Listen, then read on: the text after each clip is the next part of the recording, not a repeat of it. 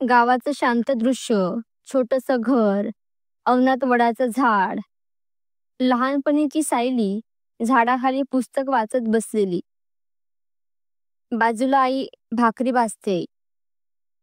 गावातलं साधं पण आपुलकीनं भरलेलं घर. रामचंद्र आणि ललिता, साधं दाम्पत्य, पण आपल्या मुलांसाठी जगणारे. मुलगा रोहन आणि त्यांची लाडकी लेक सायली. रामचंद्र सायलीला हाक मारतात. ए सायली, चल ग, जरा शेजारी पाणी आणून दे. सायली हसून म्हणते, हो बाबा. सायली पाणी आणते आणि बाबा तिचं कौतुक करतात. माझी लेक किती समजूतदार आहे. उद्या जिथं जाईल ना, तिथं उजळून टाकेल. आई स्मित करते. सायली शिक्षणात हुशार होती. गावात तिचं नाव होतं. हळूहळू सायली मोठी होते. ललिता सायलीला म्हणते, लेकी, आता तुझ्या संसाराचाही विचार करायला हवा. बाबा चांगला मुलगा शोधतायत. लवकरच लग्न ठरतं. अमेय, सुशिक्षित, शहरात राहणारा, कुटुंब मोठं पण सदन. लग्नाच्या दिवशी ढोल ताशांचा गजर. सायली डोळ्यात स्वप्न घेऊन सासरी जाते. सासर मात्र मोठं घर, अमेय काळजी घेणारा, सासू सासरे व्यवस्थित होते. सुरुवातीचे काही दिवस खूप छान जातात. सायलीला वाटतं, खरंच आता हेच माझं खरं घर आहे. हळूहळू वातावरण बदलू लागतं. घरातल्या कामांवरून टोमणे, मत विचारलं तरी ऐकून न घेणं, छोट्या गोष्टींवरून वाद. सासू रागात म्हणते, सायली, तुझं काम नीट होत नाही. इथे असं नाही चालणार.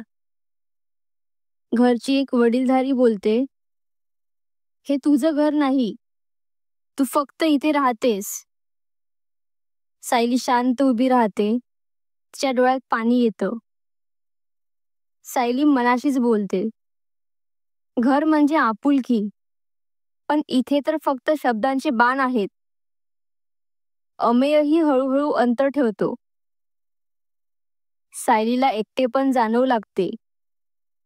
एका मोठ्या वादानंतर ती माहेरी परतण्याचा निर्णय घेते. सायली माहेरी येते. बाबा तिला मिठी मारतात. आई डोळ्यात अश्रू घेऊन सांत्वन करते. माझ्या लेकीला कुणी त्रास दिला तर बाबा जिवंत राहणार नाही.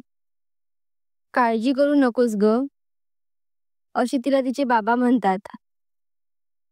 सायलीची आई म्हणते, इथे आहेस म्हणजे आमच्यासाठीचं सुख आहेस. पण गावकऱ्यांत कुजबूज सुरू होते. लोक म्हणतात, लग्न झालेली मुलगी माहेरी परतली. मुलीला माहेरात हक्क कुठला आता.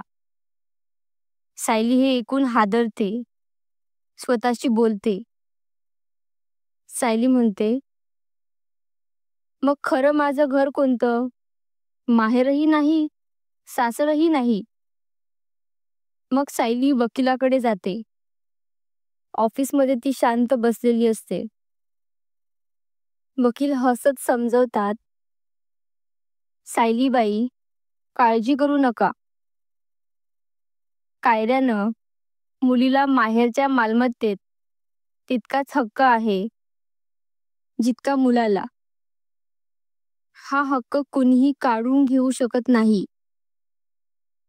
लग्नानंतरही माहेर तुमचंच आहे. सायलीच्या चेहऱ्यावर दिलासा दिसते.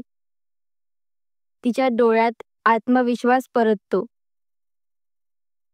सायली माहेरी परत येते.